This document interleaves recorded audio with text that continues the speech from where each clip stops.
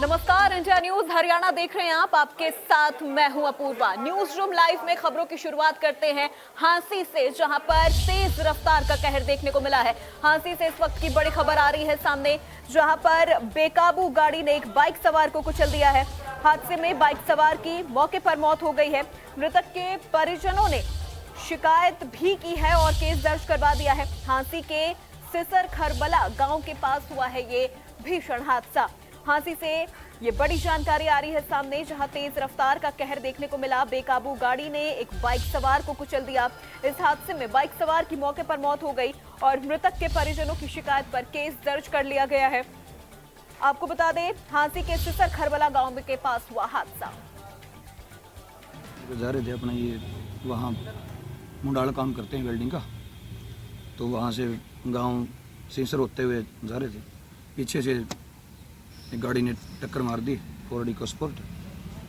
वहाँ फिर राहगीरों ने उठाया, उनका कोई जानकार भी था अपना ये भतीजा उनका, उन्होंने उनको उठा के यहाँ हॉस्पिटल ले आए, जहाँ डॉक्टर साहब ने चेकअप करके इनको मृत घोषित कर दिया। सर, इसके बाद कार्रवाई की जा रही है, नियमानुसार बयान लेने लग रहे हैं। उसके हिसाब से कार्रवाई करके अपना गाड़ी चालक को गाड़ी को कब्जे में लेकर कार्रवाई कर देंगे। तो इसी खबर पे और अधिक जानकारी के साथ हमारे संवाददाता अनुराग हमारे साथ जुड़ गए हैं। अनुराग, क्या कुछ जानकारी निकल के सामने आ रही है, किस तरह ये पूरा हादसा हुआ था?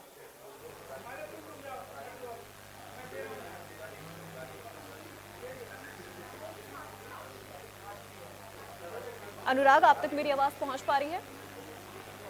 हेलो जी अनुराग, बताएं किस तरह से ये पूरा हादसा हुआ है।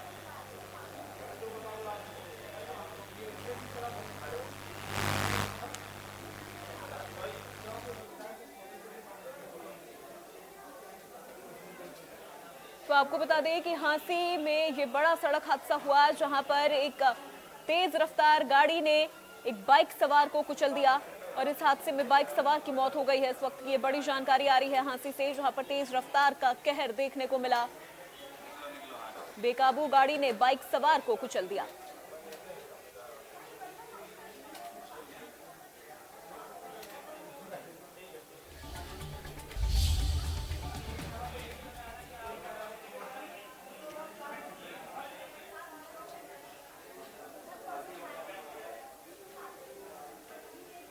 बढ़ते खबरों में आगे अगली खबर करनाल से है, जहां पर बाइक चोरी के आरोप में 2 लोगों को गिरफ्तार कर लिया गया है। करनाल से बड़ी जानकारी आ रही है सामने। आरोपियों की निशानदेही पर 17 बाइक बरामद भी कर ली गई है।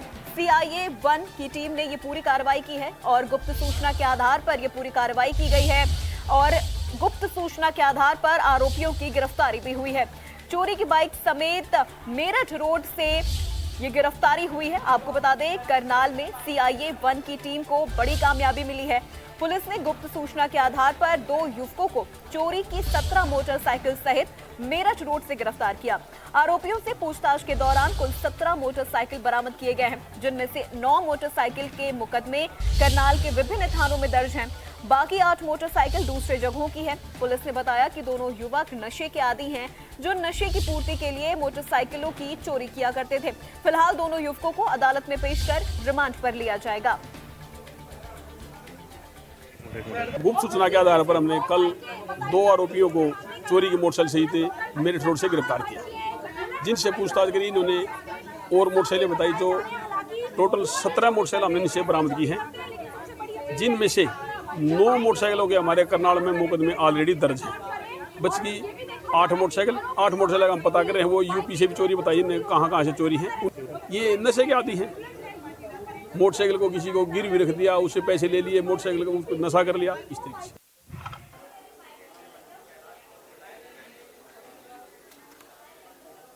तो इसी खबर पे और अधिक जानकारी के साथ संवाददाता महेंद्र हमारे साथ जुड़ गए हैं। महेंद्र, क्या कुछ जानकारी निकल के सामने आ रही है इस पूरे मामले में, क्योंकि 2 आरोपियों को गिरफ्तार कर लिया गया है और 17 बाइकें भी इनके पास से बरामद की गई है। ये किस तरह से इस पूरी वारदात को अंजाम देते थे?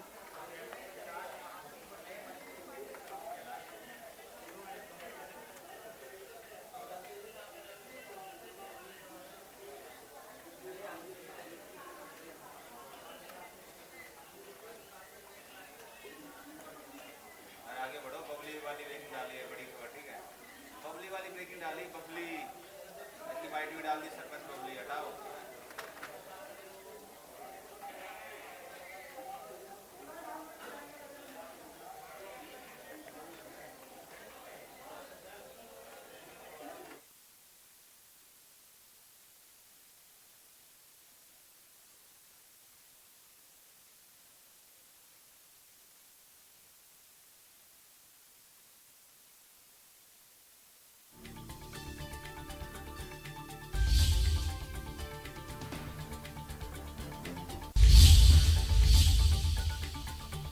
बढ़ते खबरों में आगे न्यूज रूम लाइव में अगली बड़ी खबर है फतेहाबाद से। फतेहाबाद से इस वक्त की बड़ी खबर आप तक पहुंचा रहे हैं। फतेहाबाद से इस वक्त की बड़ी जानकारी, सरपंचों के आंदोलन से जुड़ी ये बड़ी खबर आप तक पहुंचा रहे हैं, जहां पर सरपंचों के आंदोलन पर अब पंचायत मंत्री का भी बयान सामने आ गया है।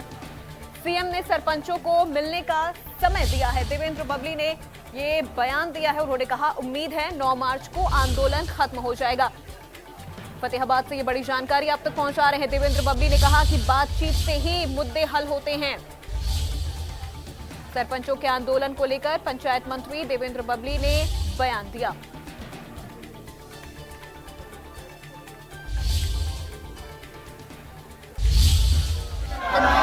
आंदोलन के लिए मैंने कल का समय दे दिया है। बातचीत से मामले सुलझते हैं। मैंने भी अनुरोध किया, जब मेरे पास आई मांग कर दिया था, मुख्यमंत्री तक भेजने का काम किया। मैं उम्मीद करता हूँ 9 तारीख को आंदोलन हम खत्म करने का काम करें। आंदोलन के लिए मैंने कल का समय दे दिया है। बातचीत से मामले सुलझते हैं। मैंने भी अनुरोध किया, जब मेरे पास आई मांग कर दिया था, मुख्यमंत्री तक भेजने का काम किया। मैं उम्मीद करता हूँ। बढ़ते खबरों में आगे अगली खबर भी फतेहाबाद से है, जहां पर डीएसपी चंद्रपाल का उनके पैतृक गांव में राजकीय सम्मान के साथ अंतिम संस्कार किया गया है। तो फतेहाबाद से ये जानकारी आप तक पहुंचा रहे हैं, जहां पर डीएसपी चंद्रपाल का उनके पैतृक गांव झलनिया में अंतिम संस्कार किया गया। राजकीय सम्मान के साथ उनका अंतिम संस्कार हुआ। इस दौरान विधायक दुड़ाराम, एसपी आस्था मोदी सहित सभी आलाधिकारी मौजूद रहे।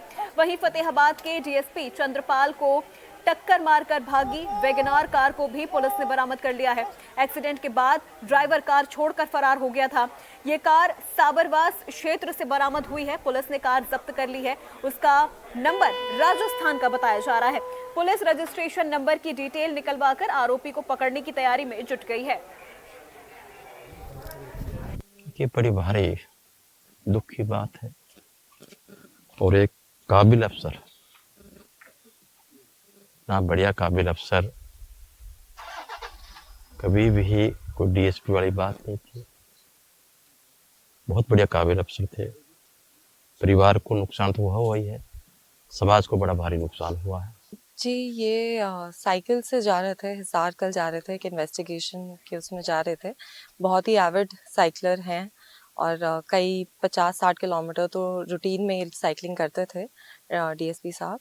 तो कल जब जा रहे थे, अग्रोहा के पास एक अननोन व्हीकल ने, जिसको अब हम आइडेंटिफाई कर चुके हैं, एक अननोन व्हीकल ने उनको पीछे से हिट किया और उसकी वजह से उनकी जो उसमें चोटें आई, उसकी वजह से उनकी मौके पे ही जो है मृत्यु हो गई है। जो वो व्हीकल है उसको आइडेंटिफाई कर लिया गया है। अग्रोहा थाने में इस मामले में एफआईआर रजिस्टर कर ली गई है। वो व्हीकल को हमने कल रात को रिकवर भी कर लिया है। तो इसमें जल्द ही जल्द जो ड्राइव कर रहे थे उसको, जो भी मुलजिम है, उनको हम गिरफ्तार करेंगे। चलिए बढ़ते खबरों में आगे अगली बड़ी जानकारी आप तक पहुंचा दें न्यूज रूम लाइव में फतेहाबाद से। इस वक्त की ये बड़ी खबर फतेहाबाद से आपको बता रहे हैं। इस वक्त की बड़ी अपडेट आ रही है फतेहाबाद से। भुना ब्लॉक समिति के चुनाव संपन्न हुए। फतेहाबाद से ये बड़ी जानकारी, महेंद्र सिंह बने भुना ब्लॉक समिति के चेयरमैन। इस वक्त की ये बड़ी जानकारी, मोना देवी बनी वॉइस चेयरपर्सन। देवेंद्र बबली ने मिठाई खिलाकर स्वागत किया है। फतेहाबाद से ये बड़ी जानकारी इस वक्त की आ रही है सामने। महेंद्र सिंह को भुना ब्लॉक समिति के चेयरमैन बनाए गए हैं। सरपंच, बड़ी जानकारी इस वक्त की फतेहाबाद से आप तक पहुंचा रहे हैं। चेयरमैन और वाइस चेयरमैन के चुनाव संपन्न हुए। महेंद्र सिंह बने भुना ब्लॉक समिति के चेयरमैन। हमारे चुने हुए प्रतिनिधियों को बधाई दूंगा, सभी मेंबरान को बधाई दूंगा। शांतिपूर्ण तरीके से, बढ़िया तरीके से इन्होंने चुनाव करवाया और अपनी अपनी जिम्मेवारियों को लेके अपने ब्लॉक में, अपने वार्डों में आगे बढ़ाने का काम करें और जो मूलभूत सुविधाएं हैं बड़ी उम्मीद के साथ वोट देकर इनको जिम्मेवारियाँ हमारे गाँव ग्रामीण आबादी के लोगों की हैं उस पर खरा उतरे। मेरा सबको सभी साथियों को मैं बहुत बहुत बधाई देना चाहूँगा। मंत्री की हमारी गठबंधन में सरकार है, हमारे सभी जो प्रतिनिधि बीच के बीच हमारे जो सदस्य थे ब्लॉक समिति के सबकी जीत कहूँगा, 20 के 20 सदस्यों की जीत कहूँगा, हमारे गठबंधन की जीत का अनुरोध किया है कि हम सबको जो जिम्मेवारियाँ मिली हैं एज ए जनप्रतिनिधि हम हमारे जनता की उम्मीदों पर खरा उतरे और ईमानदारी के साथ जो हमारी गठबंधन सरकार है माननीय मनोहर लाल जी के मार्गदर्शन में, किशन चौटाला जी के नेतृत्व में कहूँगा, हम सबके मिलके हम आगे वाले प्रदेश को, हमारे हल्के को, हमारे वार्ड को। चलिए बढ़ते खबरों में आगे। अगली खबर आपको बता दें, झज्जर के गैंगस्टर नीरज को दिल्ली पुलिस की स्पेशल सेल ने कुतुब मीनार मेट्रो स्टेशन के पास से एक मुठभेड़ के दौरान गिरफ्तार कर लिया है। मुठभेड़ में दोनों तरफ से 2-2 राउंड फायरिंग हुई। हालांकि मुठभेड़ में कोई घायल नहीं हुआ, लेकिन बदमाश को स्पेशल सेल ने पकड़ लिया है। गैंगस्टर नीरज उर्फ कात्या दिल्ली के कुतुब मीनार इलाके में किसी वारदात की प्लानिंग के लिए अपने सहयोगियों से मिलने आने वाला था। इसकी गुप्त जानकारी मिलने पर पुलिस की तरफ से ट्रैप लगाकर उसे घेर लिया गया। आपको बता दें कि गैंगस्टर नीरज पर हत्या के 5 मामले समेत रंगदारी, हत्या की कोशिश और लूट के करीब 25 से ज्यादा केस दर्ज हैं। नीरज और उसके गुर्गे दहशत फैलाने के लिए यूट्यूब का सहारा लेते थे। पहले ये गैंगस्टर किसी वारदात को अंजाम देते और उसके गुर्गे दहशत फैलाने के लिए यूट्यूब पर वो वीडियो अपलोड कर देते। वारदात में नीरज को अलग अलग हथियारों के साथ भी दिखाया जाता। फिलहाल स्पेशल सेल बदमाश नीरज से पूछताछ में जुटी हुई है।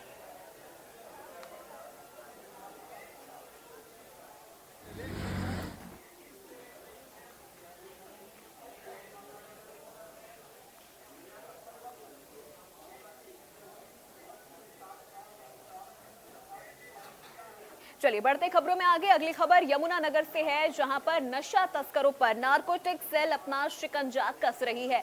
बड़ी जानकारी आपको बता रहे हैं यमुनानगर से, जहां पर एंटी नारकोटिक सेल की टीम ने कार्रवाई करते हुए इस बार 56 ग्राम स्मैक के साथ एक किन्नर को गिरफ्तार किया है।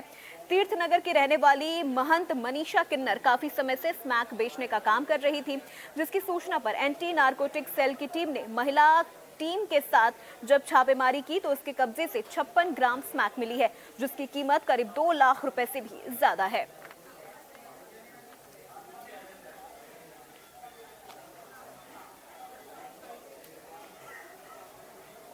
कि बाडी माजरा एरिया में एक मनीषा नाम की किन्नर है जो कि ये लंबे समय से नशे का कारोबार कर रही है और इस पर हमने पहले भी अपनी रैकी लगाई हुई थी। तो कल हमारे को गुप्त सूचना के आधार पर हमने एक टीम गठित किया, जिसमें महिला कर्मचारी भी शामिल की गई, जो गुप्त सूचना के आधार पर उसको काबू किया गया। चलिए बढ़ते खबरों में आगे। अगली खबर आपको बता दें बहादुरगढ़ से, जहां पर मोबाइल टावर के विरोध में लोग एकत्रित हो गए हैं। बहादुरगढ़ से यह खबर सामने आ रही है, जहां पर मोबाइल टावर के विरोध में लोग एकजुट हो गए हैं। दरअसल शहर की HL सिटी में रिहायशी मकान के ऊपर टावर लगाया जा रहा है। मकान के ऊपर टावर का बेस तैयार किया जा रहा है, जिसका लोगों ने विरोध कर दिया है। लोगों ने टेलीफोन टावर के विरोध में जमकर नारेबाजी भी की है और प्रशासन से टावर नहीं लगवाने की अपील की है। लोगों का कहना है टावर के रेडिएशन से बच्चे और बुजुर्गों के स्वास्थ्य पूरी तरह से खराब हो जाएंगे। लोगों का आरोप है कि जिला प्रशासन ने नियमों के खिलाफ जाकर रिहायशी मकान के ऊपर व्यावसायिक गतिविधि की परमिशन दे दी है, जिससे लोगों में काफी नाराजगी देखने को मिल रही है।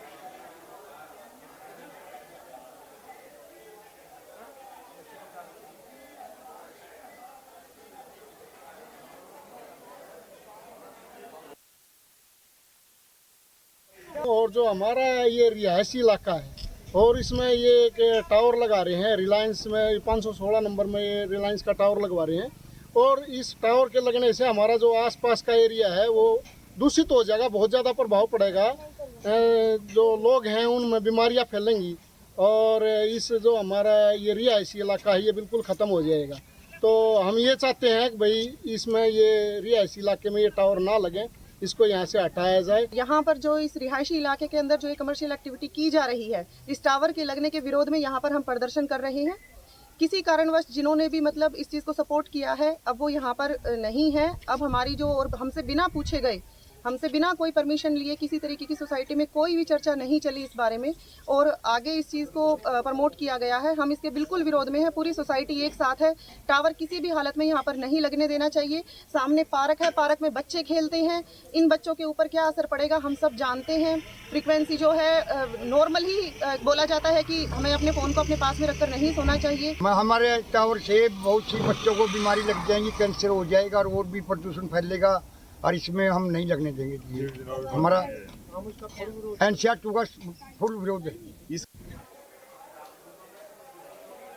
चलिए बढ़ते खबरों में आगे। अगली खबर करनाल से है, जहां पर एक पड़ोसी महिला की हत्या करने के बाद अपनी ही हत्या की साजिश रचने वाली एक युवती को पुलिस ने गिरफ्तार कर लिया है। करनाल से यह खबर सामने आ रही है। आपको बता दें, जहां पर पुलिस ने आरोपी युवती को कोर्ट में पेश कर 6 दिन के रिमांड पर लिया है। रिमांड के दौरान आरोपी युवती से गहनता से पूछताछ की जाएगी।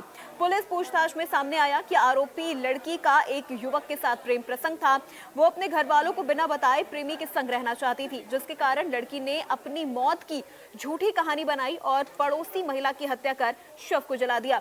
आरोपी लड़की ने पहले से ही महिला की हत्या करने का प्लान बना रखा था। हत्या की वारदात को अंजाम देने के बाद लड़की मौका पाकर अपने घर से फरार हो गई और अपने प्रेमी के साथ रहने लग गई, जिसके बाद करनाल पुलिस की टीम ने साइबर सेल की मदद से जांच करते हुए मामले का खुलासा किया और लड़की को गिरफ्तार कर लिया।